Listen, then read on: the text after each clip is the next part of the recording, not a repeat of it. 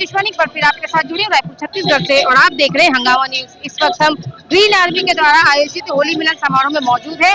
आइए इस आयोजन से आपको जोड़ते हैं और ग्रीन आर्मी के कुछ विचारों से आपको जोड़ते हैं। बेहतरीन खबरों के लिए बने रहे हमारे साथ और देखते रहिए हंगामा न्यूज। गार्डन बचाने के उद्देश्य से ग्रीन आर्मी का होली मिलन संपन्न। विगत दिनों ग्रीन आर्मी संस्था द्वारा होली मिलन समारोह का आयोजन DDA नगर सखी सहेली गार्डन किया गया। प्रदेश मीडिया प्रभारी शशिकांत यादव ने बताया कि इस आयोजन का मुख्य उद्देश्य DDA नगर स्थित गार्डन को बचाना है। यह गार्डन विगत कई वर्षों से वीरान होने के साथ साथ असामाजिक तत्वों अड्डा बना हुआ था। गार्डन में लाइट, पानी, पेड़ मुरझाए हुए एवं गंदगी का अंबार हो गया था, जिससे स्थानीय निवासी परेशान हो गए थे। ग्रीन आर्मी संस्था को इसकी जानकारी मिलते ही संस्था ने निरंतर 6 माह तक सफाई अभियान चलाकर सफलता हासिल की।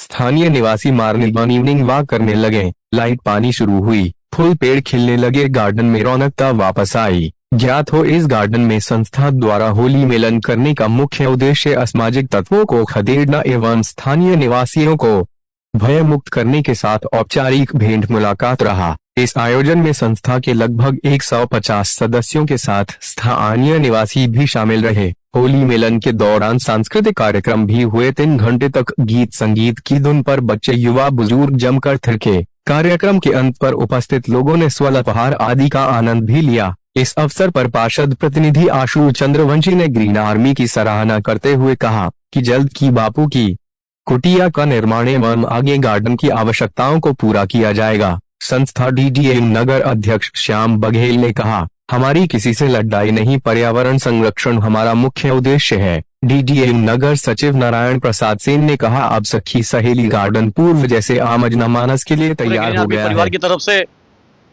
ग्रीन आर्मी का मुख्य उद्देश्य है पर्यावरण का संरक्षण।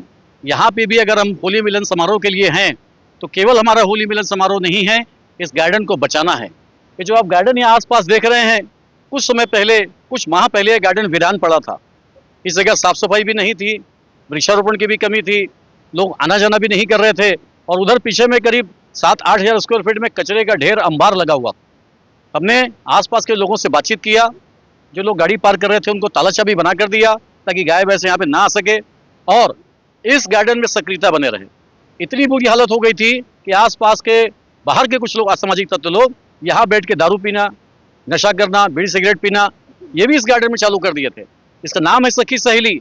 हमारी माताएं, बहनें, बेटियां इस गार्डन में आने पर बंद कर दिया था उन्होंने। सारे लाइट को हम लोगों ने नगर निगम से मिलकर बात कर चालू करवाया। सारे लोगों को बोला कि इस गार्डन में आया करो।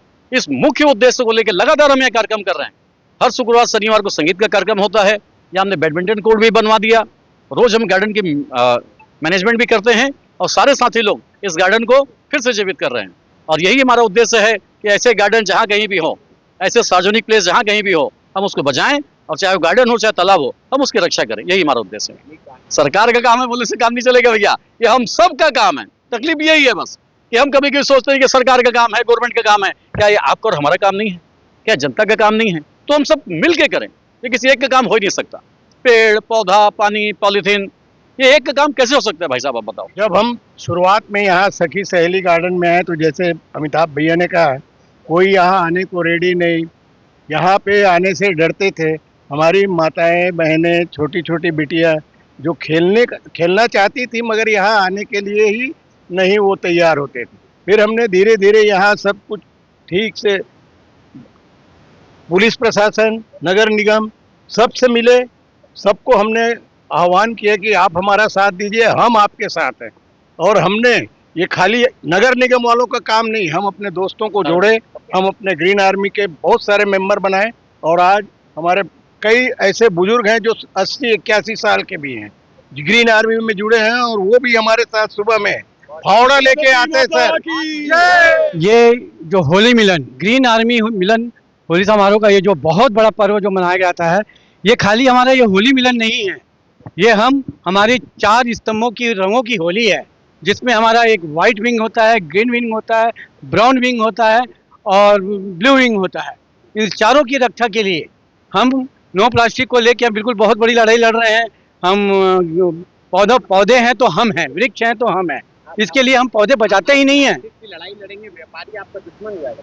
कोई दिक्कत नहीं, हम सीना ताने खड़े हैं। हमारी आर्मी हमारा हाँ, बिल्कुल तैयार हैं, बिल्कुल तैयार हैं। व्यापारी को हम समझाएंगे कि वो पॉलिथीन न बेचे, उसके बदले में दूसरा अल्टरनेट होता है, चाहे वो कागज का हो, चाहे दोना पत्तल हो। कि कुछ नहीं, बहुत शॉर्टकट बताना चाहता हूँ। आज का निष्कर्ष यही है कि रोटी, कपड़ा और मकान, अब आपको रोटी, कपड़ा, मकान और पानी और हवा की व्यवस्था करनी पड़ेगी। उसकी भी व्यवस्था करनी पड़ेगी, तभी प्रकृति बच पाएगी। इसी के साथ मैं अपनी बात खत्म करता हूँ। मैं मोहन बंडियानी। कि भाई इस पॉलीथीन और एक को हटाइए और हमारी जो स्वच्छता के रूप में बहुत बड़ा ये हमारे लिए अवरोध है, इसको हम पूरी जनता के लिए, सबसे एक एक घर के एक महिलाओं से भी, पूरे रायपुर निवासियों से मैं इसमें विशेष अनुरोध करता हूँ, निवेदन करता हूँ कि जब भी आप घर से बाहर निकल रहे हैं, थैला लेके जरूर निकलिए। और सब्जी लानी है, फल लाना है, जो भी लाना है, अपने थैला लेके आइए और थैले लेके चाहिए।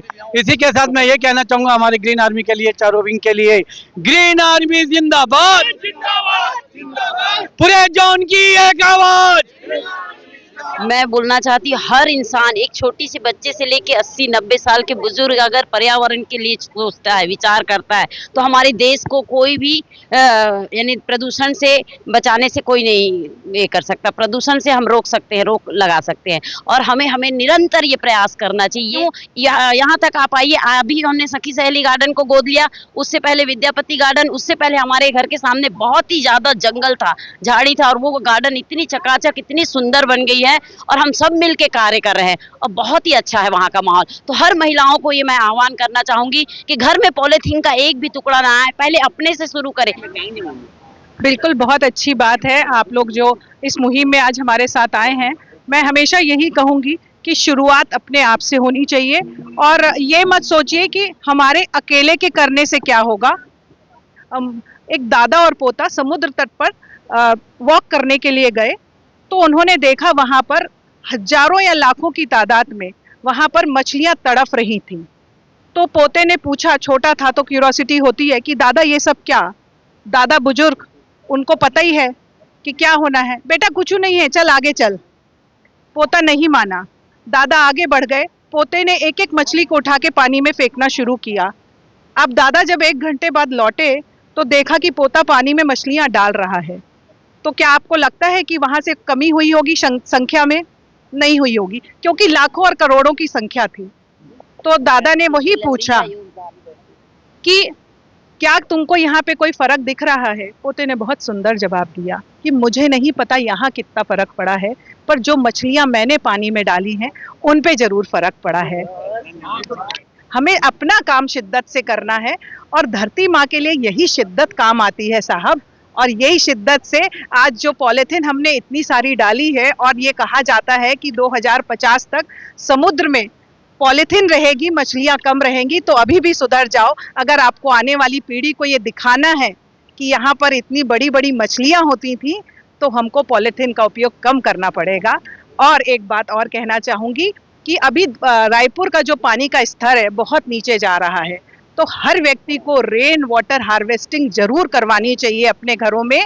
1000 स्क्वायर फीट की छत से अगर हम बारिश का पानी धरती में पुनः डालते हैं, तो हम लगभग 1.5 लाख लीटर पानी एक बारिश का धरती में पुनः अर्पित करते हैं। इसको मैं कहती हूँ कि तेरा तुझको अर्पण माँ। तो ये चीजें हमारे अंदर से फील होनी चाहिए, तभी हम इसमें आगे बढ़ेंगे और धरती को अपनी माँ समझ के काम करेंगे। अश्वत्थ यानी पीपल, नीम और बरगद के वृक्षों को हम लोग लगाते हैं। ये वृक्ष त्रिवेणी कहलाते हैं और ये ऑक्सीजन देने वाले पौधे हैं, जिससे हमें ऑक्सीजन मिलती है। अभी आपने 2 साल पहले देखा कोरोना काल में कैसे हम ऑक्सीजन के लिए तरस रहे थे, तो हम नियमित रूप से अश्वत्थ यानी पीपल, नीम और बरगद के वृक्षों की पल्लवन करते हैं, भाषण करते हैं और संरक्षण के लिए काम करते हैं।